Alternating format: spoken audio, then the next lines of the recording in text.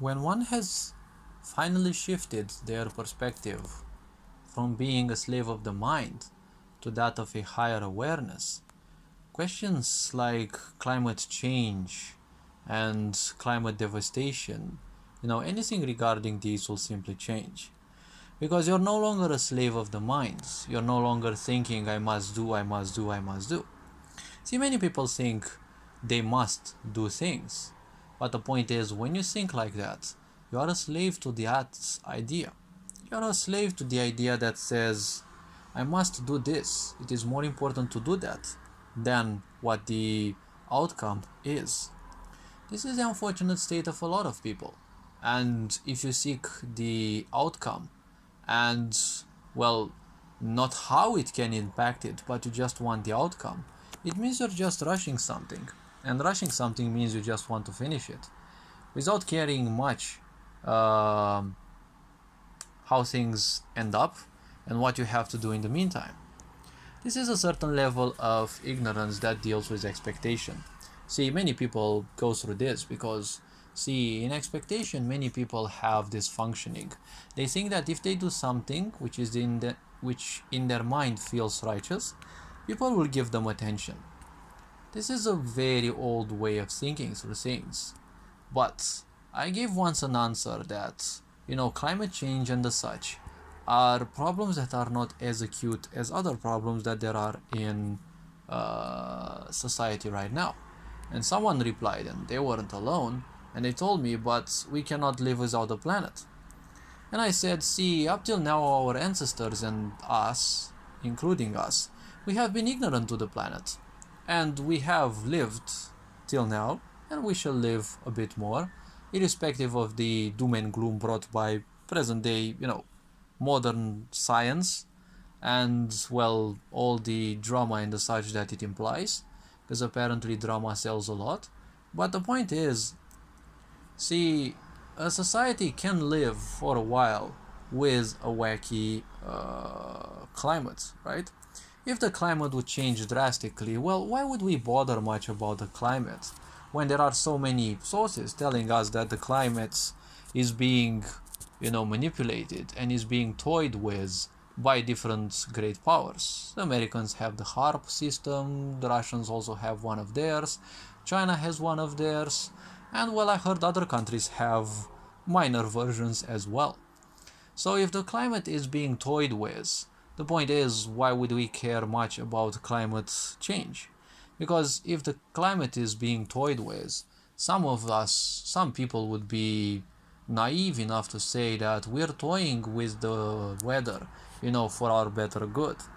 I kind of doubt that, because obviously if you'd control the weather, you wouldn't do it for someone else's good. See, when you use the word control means that you want a certain outcome irrespective of whatever other collateral damage you cause. That is what control means. You want something to end up the way you want it, irrespective of whatever it takes for others. So when it comes to climate change and the such, see, a society and we humans can go through some wacky climate changes if they were to actually come, and let's say they wouldn't be controlled, right? Or, well, insured by certain people who control the buttons and who have a certain influence over the weather. But even if a society can live like that, the point is, a society first of all needs to live. And we need to live in something which is beyond a sick society. We need people to learn how their body functions, and we need people to stop being ignorant. When we teach people to take responsibility in their lives, that's when we allow a society to become healthier. When people take responsibility in their lives, they finally start transcending this slavery towards the mind. So the must do, must follow, must chase cycle becomes so much weaker that you simply can't take your mind into account that much. And this is how basically you no longer allow emotions and thoughts to simply take the best of you. And once you achieve this level, you'll no longer be, naive to other people telling you that climate change is inevitable. See, basically in this world, they seek to make this world so unbearable, so horrible, so that you simply distract yourself and probably join cybernetic worlds, right? Like social media, and spend time in all of these, right? They want to make this world feel so horrible that you constantly distract yourself and you don't have any time for this outer world. This is where the life is, not in any social media. Everyone posts fake lives over there, more or less, but ultimately on social media it is not a bad thing to spend your time. But this physical body has a lot of work that everyone can do. And the point is, if you don't do it this life, you will do it in other future lives, but the karma that we create in each life will be carried over. So it is our responsibility that in each life we make that current life easier, so that all other future lives will have a better solid, well, more solid foundation, right? Because now when this life is become much better, you are starting to do something new. The more you do something, the better you become at it, right? Many people trash talk themselves, for example, and they become so good that they take it as the new normal. When you take care of yourself, right? Better said, when you take care of your body and when you take care of your needs, then that may become slowly and surely your new habit, right? Your new normal. And when you do that, well, that's gonna change for the better. As I said, it doesn't matter how wacky the weather changes. This planet can live without us for sure, right? And we can see the tendency of a sick society to make everything so much worse, so much more dramatic. It's like it's purposefully done so that you give up this world, right? This life in the real world, and you join imaginary lives in imaginary worlds. Why do you think we have been, promoted the idea of the American dream, right?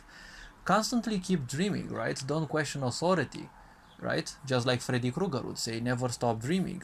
But the point is, if you don't stop dreaming, when are you going to live your life, right?